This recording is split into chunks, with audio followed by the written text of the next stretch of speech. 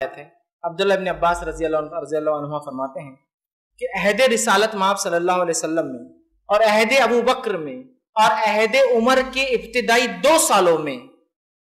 عہد رسول اکرم صلی اللہ علیہ وسلم میں، عہد ابو بکر میں اور عہد عمر کے پہلے ابتدائی 2 سالوں میں آپ نے فرمایا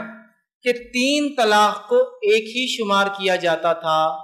ایک مجلس کی 3 طلاق کو ایک ہی شمار کیا جاتا تھا۔ پھر آپ نے کہا کہ لیکن عمر نے فرمایا جس معاملے میں لوگوں کو سوچ بچار کا حکم تھا، مطلب معاف کرنا آپ نے جو خلافت میں ابتدائی 2 سالوں میں جو ایک مجلس کی 3 طلاقوں کو ایک طلاق شمار کیا جاتا تھا، اور عمر ابن خطاب رضی اللہ عنہ نے جو ایک مجلس کی 3 طلاق کو 3 مانا، وہ واقعہ کیا، وہ بھی صحیح مسلم میں وہ بھی رکھتا ہوں جو اسی کے بعد حدیث آتی ہے۔ اس کے راوی عبداللہ ابن عباس رضی اللہ عنہما وہ کہتے ہیں رسول اکرم صلی اللہ علیہ وسلم کے عہد میں، ابو بکر کے عہد میں اور عمر کے عہد کے پہلے 3 سالوں میں ایک مجلس کی 3 طلاقوں کو ایک ہی شمار کیا جاتا تھا، لیکن عمر ابن خطاب رضی اللہ عنہ نے فرمایا کہ جس معاملے میں لوگوں کو سوچ بچار کا حکم تھا، لوگوں نے اس معاملے میں جلد بازی سے کام لینا شروع کر دیا، لہٰذا کیوں نہ ہم ان پر ان 3 طلاقوں کو 3 نافذ کر دے، چنانچہ آپ نے اس کو نافذ کر دیا۔ واقعہ کب ہوا؟ عہد رسالت ختم ہو گیا، عہد ابو بکر ختم ہو گیا، عمر ابن خطاب کے عہد کے خلافت کے 3رے سال لوگوں نے طلاق کو مذاق بنا دیا،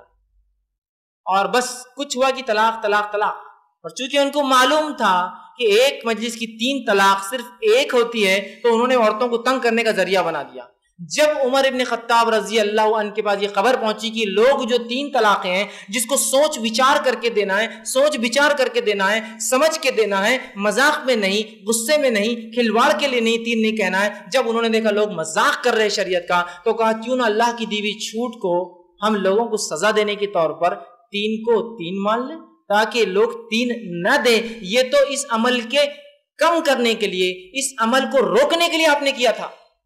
کہ یہ 3 طلاقیں نہ دے ایک مجلس میں، تاکہ اللہ کے قانون کے مطابق، رسول اکرم صلی اللہ علیہ وسلم کے طریقے کے مطابق کام ہو۔ اس لیے کہا کہ لوگ مذاق سمجھ رہے شریعت کو، اور یہ جو شریعت کے ڈھیل ہے یوز نہیں کر رہے، اس کو استعمال نہیں کرے، کیوں نہ پھر ان کو سزا دی جائے۔ اور میں اب سوچتا ہوں کہ 3 کو 3 گن لیا جائے، اور صحابہ نے جو چنانچہ آپ نے جو ہے صحابہ نے اس پر کوئی اختلاف نہیں کیا، آپ نے نافذ کر دیا۔ اور یہ اس لیے کیا